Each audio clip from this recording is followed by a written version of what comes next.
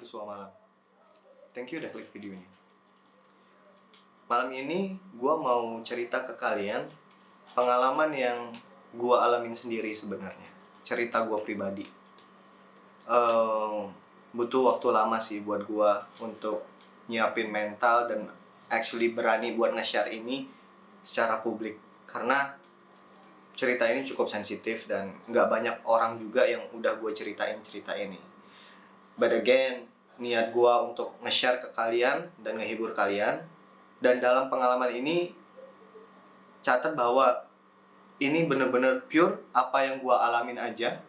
Gue nggak berusaha untuk nyindir siapapun, nggak berusaha untuk mendiskreditkan siapapun, dan gue juga masih kurang ilmu lah untuk mengerti keseluruhan apa yang terjadi dalam pengalaman gue kali ini.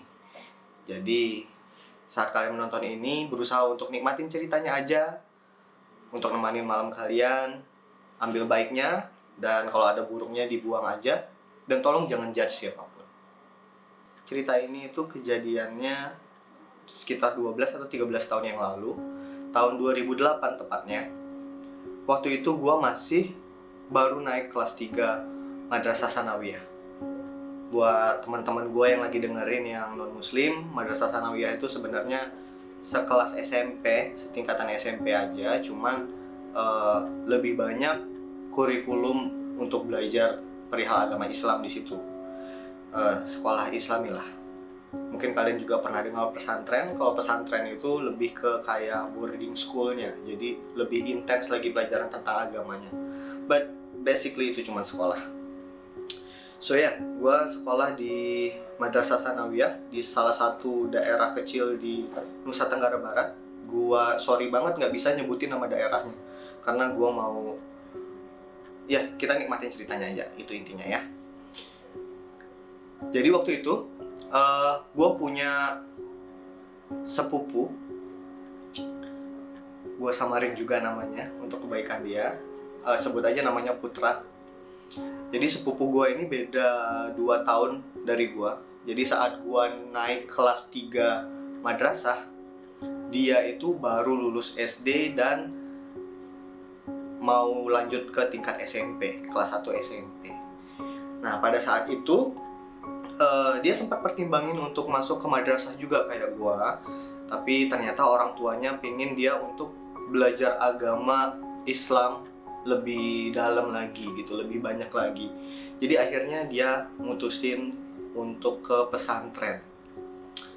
Jadi di daerah itu nggak terlalu jauh dari tempat gue tinggal ya. Ya perjalanannya mungkin kalau naik motor atau mobil sekitar 1-2 jam perjalanan aja. Itu ada sebuah pesantren di pedalaman hutan. Dia cukup terpencil. Pesantren ini cukup terpencil. Mungkin ini udah beda kota dari tempat madrasah gue ya. Kayak yang gue bilang tadi, jaraknya 1 jam atau 2 jam. Setelah nyampe di kota tersebut, untuk menuju ke pesantren itu pun masih ada perjalanan setengah jam sampai 1 jam lagi, ngelewatin gunung, lewatin bukit, dan akhirnya nyampe di tengah-tengah hutan. Ya bukan hutan lebat banget, cuman nggak ada pemukiman di situ. Nah, pesantrennya ada di situ.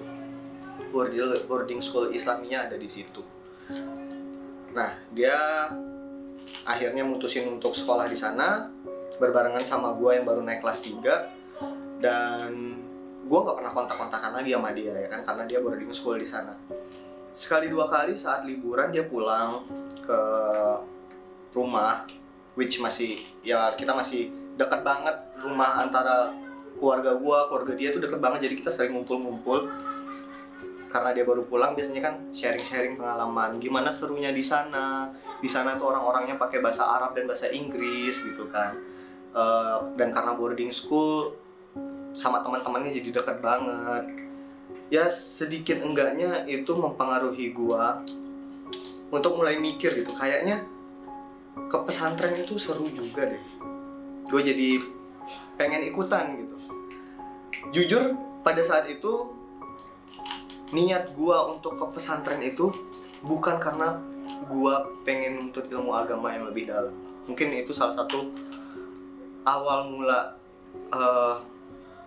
biang dari masalah yang gue alamin. di pengalaman kali ini. Karena niat gue kesana, niat gue pengen ikutan sekolah di pesantren itu adalah untuk ngerasain fun yang sepupu gue ini rasain, yang si Putra ini rasain gitu. Akhirnya gue coba untuk ngomong lah sama keluarga gue, sama orang tua gue. Ya bu, mau dong ke tempatnya si Putra, kayaknya seru. Ya pada saat itu gue beralibi ya, pengen belajar agama yang lebih dalam gitu. Itu kesalahan gue sih. Dan of course sebagai orang tua mereka senang. Akhirnya dikabulinlah permintaan itu. Walaupun sebenarnya agak nanggung ya, karena gue udah kelas 3 dan mereka juga nggak tahu apakah mereka bisa nerima gue, si pesantren ini bisa nerima gue dalam kondisi gue kelas 3 apa enggak. Akhirnya nggak pakai lama, bokap gue udah bolak-balik ngurusin kepindahan gue. Dan pada waktu itu gue diterima. Pada waktu itu gue diterima di pesantren ini dengan satu kondisi. Gue nggak bisa masuk ke pesantren itu langsung dari kelas 3. Seenggaknya gue harus mengulang dari kelas 2. Why? Karena kurikulum gue udah ketinggalan jauh banget. Tapi gue nggak perlu ngulang dari kelas 1, karena kan gue bukan dari SMP biasa, tapi dari madrasah. Seenggaknya ya gue udah pernah pelajarin bahasa Arab, gue udah pernah pelajarin tentang sejarah agama Islam, jadi nggak dari nol banget. So, bokap gue nanyain, gimana, mau nggak? Tapi harus ngulang dari kelas 2. Ya, it's okay, it's fine. Bukan big deal lah. Oke, ngulang dari kelas 2. Karena saat itu gue menggebu-gebu banget, wah ini pasti seru nih, di boarding school gitu kan. Ayolah, gas. Udah, akhirnya singkat cerita, semuanya diurus administrasinya, sampailah pada saat gue harus pindah. Gue inget banget, waktu itu hari Kamis gue pindah. Gue lupa tepatnya bulan apa, yang jelas itu pertengahan tahun. Mungkin Juni, Juli, Agustus ya, di tahun 2008 waktu itu. Gue udah perpisahan sama orang-orang madrasah dan gue pindah. Gue naik mobil om gue waktu itu, diantar sama bokap nyokap sama ayah ibu gue, nyampe ke sana. Gue ingat waktu itu gue nyampe ke sana itu sekitar jam 4 atau jam 5 sore. Saat gue nyampe di sana, ternyata sebenarnya semua administrasi gue udah diurus dan gue langsung dikenalin sama salah satu ustadz di sana. Dan ustadz ini mulai ngajak gue keliling untuk kenalin. Ini ruangan kelasnya, ini ada lapangan basketnya, kantinnya ada di sebelah sini, ya dikenalin lah daerah-daerah situ. Waktu itu gue langsung di-assign masuk ke kamar yang kebetulannya gue masuk ke kamar di mana si Putra itu ada di situ. Padahal waktu itu ya si Putra itu masih kelas 1 ya, jadi satu kamar itu isinya anak kelas 1 semua. Cuman ya karena kamar-kamar lain udah pada penuh, gue dimasukin ke situ. For your information, satu kamar itu isinya sekitar 40 orang. Ya, kita kayak sarden di situ. So anyway, gue udah dikenalin, itu sampai akhirnya dekat waktu maghrib ya. Jadi sekitar 1-2 jam lah gue dikenalin keliling, sampai sekitar jam 6.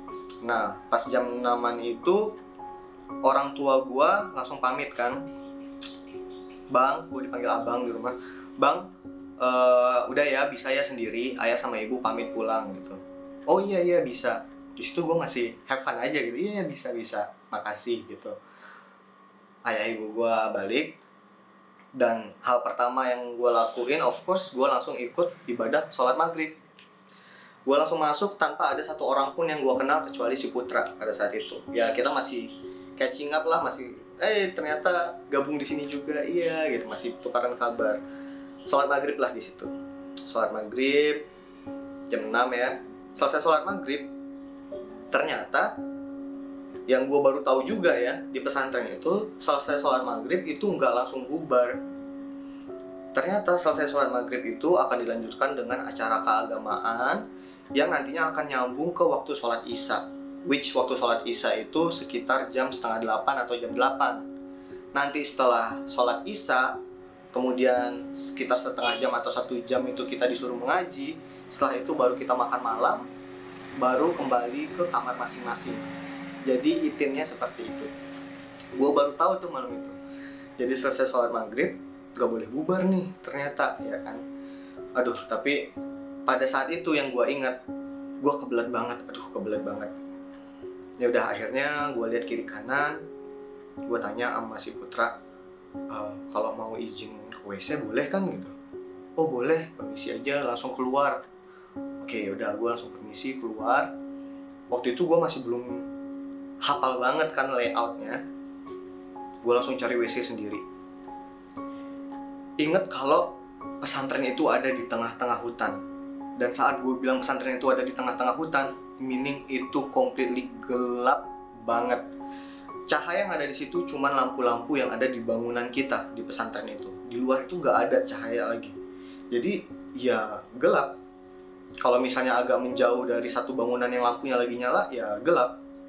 Nah pada saat itu gue keliling untuk nyari kamar mandi, untuk nyari WC. Pada saat itu sebenarnya WC banyak, cuman gue nggak tahu lokasinya. Tapi akhirnya WC yang gue ketemu itu ada di dekat ruang administrasi di kantor utama. Karena gue ingat tadi saat ngurus administrasi pertama kali gue ada ngeliat WC di situ. Gue masuk ke WC itu.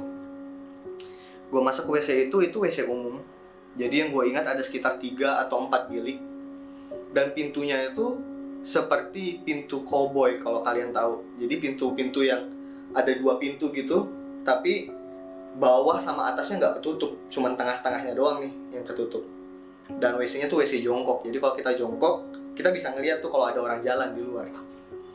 Ya udahlah, pada saat itu gelap. Cuman gue masih nggak kepikiran, masih nggak takut, nggak apa ya.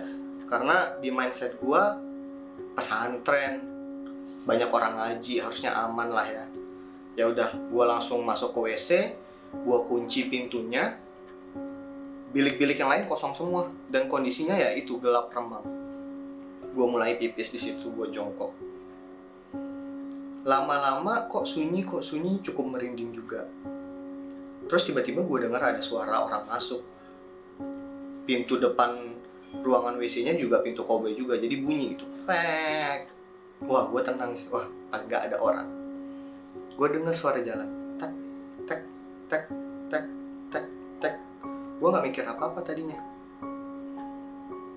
Karena bawah pintu kelihatan, nggak ketutup, gue bisa ngeliat dong.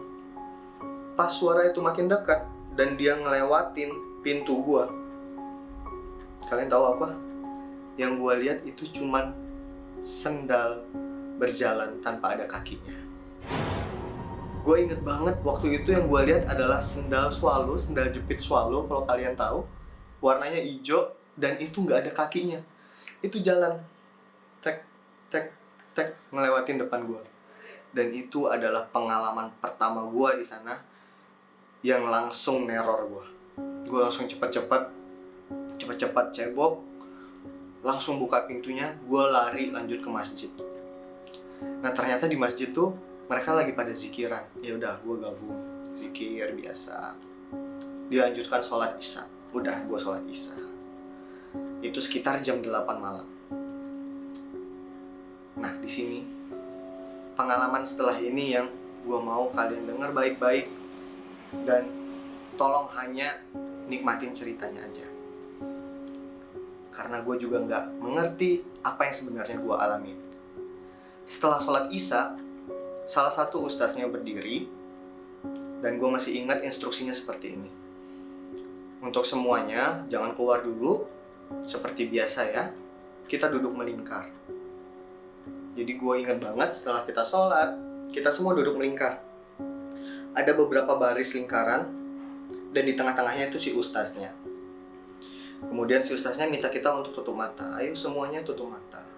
Gue ikutin, tutup mata. Angkat tangan kalian semua ke atas. Angkat.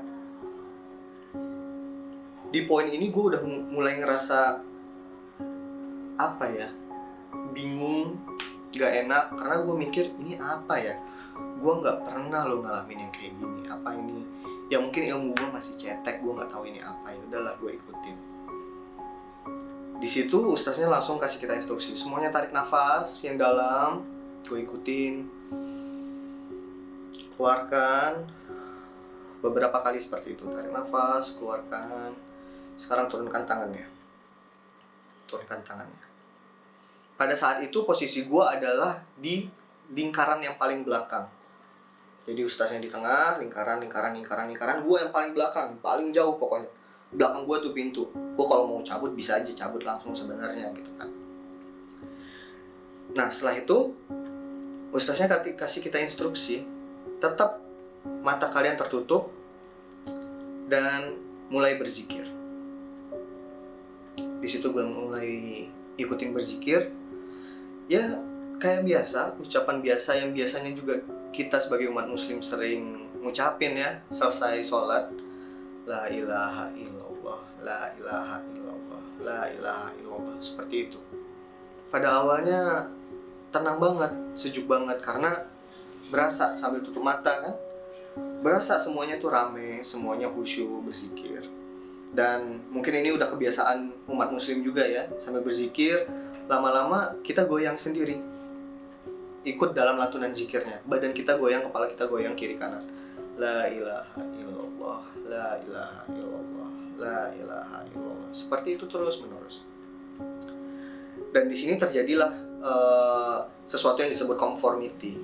Kondisi di mana kita akan mengikuti apa yang kebanyakan orang di situ ikutin secara nggak sadar. Jadi yang terjadi waktu itu, ucapan zikirnya makin lama makin cepat. Jadi lebih cepat gitu pace-nya. Dan yang biasanya cuma la ilaha illallah, lama-lama makin cepat.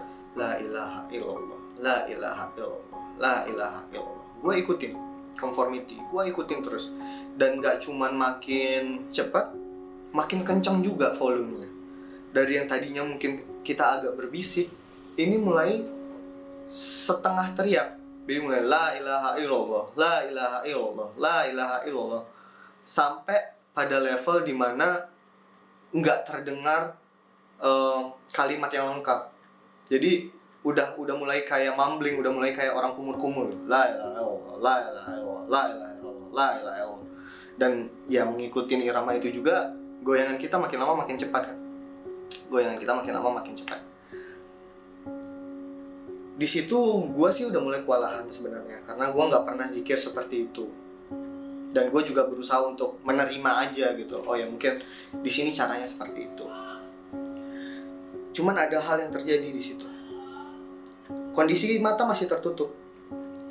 Cuman tiba-tiba di tengah-tengah zikir, pada saat zikir itu lagi cepat-cepatnya dan zikir itu lagi kencang-kencangnya, yang gue alamin ya, yang gue dengar, seolah-olah tiba-tiba suara orang yang berzikir itu bertambah. Dan bertambahnya tuh signifikan, seolah-olah paling nggak 2 kali lipat dari yang sebelumnya. Kan kedengaran ya, walaupun kita nggak bisa tahu pasti yang zikirnya ada berapa orang gitu. Kita nggak tahu pasti yang zikir tuh ada berapa orang, tapi kedengaran gitu. Tiba-tiba jadi riuh, rame banget di dalam masjid itu. Gue sempat mikir juga, ini seru juga ya gitu. Tiba-tiba jadi rame banget gini, apa orangnya nambah gitu dari kelas lain. Gue nggak mikir jernih juga pada saat itu. Lama-kelamaan makin kenceng lagi, makin cepat lagi, dan suaranya makin riuh, makin ramai lagi. La ilaha illallah, la ilaha illallah, la ilaha illallah, la ilaha illallah. Sampai gue sendiri kadang terbata-bata ya. Ya waktu itu kurang lebih gue kayak gitu juga, karena cepet banget, bener-bener cepet banget. Tapi karena semua orang melakukan hal yang sama, yang ngikut aja gitu. Kiri kanan gue juga kan rapat ya. Jadi mereka goyang kiri kanan, ya gue ikut goyang kiri kanan. La ilaha illallah, la ilaha illallah, la ilaha illallah. Terus menerus seperti itu. Tapi pada satu momen di tengah-tengah zikir itu, ada satu perasaan yang gue rasain, yang gue yakin kalian juga seenggaknya pernah sekali atau 2 kali ngerasain itu. Perasaan itu perasaan dimana seolah-olah gue itu lagi diliatin sama sesuatu atau seseorang, diperhatiin. Padahal pada saat itu posisi kita semuanya lingkaran itu menghadap ke tengah, menghadap ke ustadz yang sedang memimpin zikir itu. Tapi seolah ada yang ngeliatin gue dari depan. Entah kenapa pada saat itu gue udah gak fokus juga, mungkin karena kecapean juga, suara udah mulai serak juga. Gue penasaran, pengen ngebuka mata gue. Penasaran banget, pengen ngeliat aja gitu. Wah, ini dengan kecepatan sekencang ini kayak gimana ya tampilannya, kayak orang flash mob kali ya gitu. Penasaran gue waktu itu. Akhirnya tanpa pikir panjang, masih sambil gerak, tapi gue udah gak ngucapin lagi gitu. Gue coba buka mata gue. Gue buka mata gue. Yang seharusnya gue lihat adalah punggung dari teman gue yang baris di lingkaran depan. Ya dong, punggung mereka yang masih goyang-goyang kiri kanan juga. Itu yang seharusnya gue lihat karena posisi gue paling belakang. Tapi pada saat itu pas gue buka mata, kan posisi duduk. Pas gue buka mata, yang gue lihat itu adalah sarung, kain sarung. Jadi pas gue buka mata, depan gue ini kain sarung. Jadi seolah-olah ada ustadz yang berdiri di depan gue, tapi jaraknya dekat gitu. Gue nggak bisa ngeliat atasnya, gue cuma ngeliat sarung gitu. Di situ gue panik setengah mati. Paniknya kenapa? Karena udah jelas perintah di awal jangan buka mata. Di situ gue anak baru dan gue udah ngelanggar perintah itu. Jadi gue panik. Aduh, nih ustadz tahu aja gitu gue mau buka mata, tiba-tiba ada di depan gue gitu kan. Tapi nggak berapa lama, kalau kita abis tutup mata lama terus buka mata, kan emang pandangan kita terbatas banget ya, cuman ngeliat yang di depan. Tapi lama-lama kan mulai melebar nih. Ternyata sarung itu atau sosok yang berdiri di depan gue itu ada banyak. Di samping kiri kanannya tuh ada lagi. Jadi kalau gue gambarin, di depan setiap anak-anak di lingkaran ini itu ada satu yang berdiri. Dan gue bener-bener dekat banget sama yang satu berdiri di depan gue, kain sarung ini. Gue lupa inget warnanya waktu itu, mungkin kayak kotak-kotak hijau coklat yang gue lihat kalau nggak salah ya. Gue sempat stun, gue sempat membatu di situ ngelihatnya sekitar mungkin 5-10 detik. Gue cuma melotot doang ngelihat, aduh panik gitu kan, nih ustadz nih. Sambil goyang masih, la ilaha illallah, la ilaha illallah. Terus yang gue sadar, ada pergerakan di sarung ini. Sarung ini bergerak slightly gitu, bergerak dikit, tek.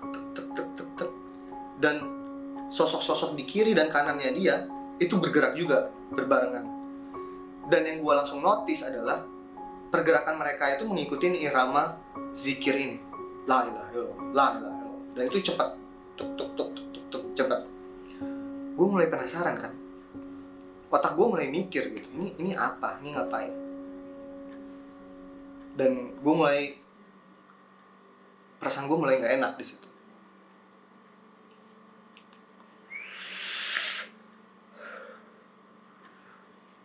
Gue beraniin diri buat ngeliat ke atas. Jadi gue punya kebiasaan, kalau gue lagi ketakutan, gue akan nge-countdown di dalam hati gue hitung mundur. Jadi waktu itu gue ngomong sama diri gue sendiri, oke, di hitungan kelima, Al, lu lihat ke atas. Gue hitung dalam hati gue, sambil masih melototin si sarung itu. 5, 4, 3, 2, 1. Saat gue lihat ke atas, jantung gue kayak mau copot. Yang gue lihat itu sosok seperti manusia, laki-laki, pakai baju koko putih, baju muslim putih, pakai kopiah atau peci warna putih, peci kain, dengan sarung yang gua udah lihat pertama tadi. Mukanya pucat pasih, karena cahaya di masjid itu warna putih terang, jadi kelihatan jelas banget. Mukanya pucat pasih, alisnya ke atas ngangkat, matanya melotot, matanya tajam banget ngelihat ke arah mata gua yang lagi ngelihat dia. Dan bibirnya tuh ketarik lebar gini, ketarik lebar banget. Dan kalian tahu apa yang dia lakuin? apa yang mereka lakuin, karena ternyata semuanya wujudnya sama yang gue lihat. Mereka ikutan zikir dengan suara yang riuh banget, sambil senyum. Dan gerakan kiri kanannya mereka, kalau misalnya kita yang duduk, gerakan kiri kanan kita paling cuma segini nih, ya kan? Posisi mereka sambil berdiri. Posisi mereka berdiri kayak gini. Gerakan kiri kanan mereka hampir 90 derajat. Jadi miring ke kiri hampir 90 derajat. Balik lagi ke kanan dengan cepat hampir 90 derajat. Sambil ngeliatin gue. La ilaha illallah, la ilaha illallah. Seperti itu. Itu yang gue lihat. Dan mereka itu banyak banget.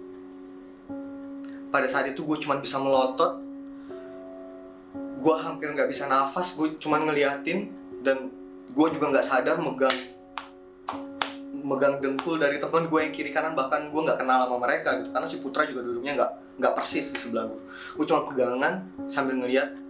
Dan mata gue mulai ngeliat kiri kanan.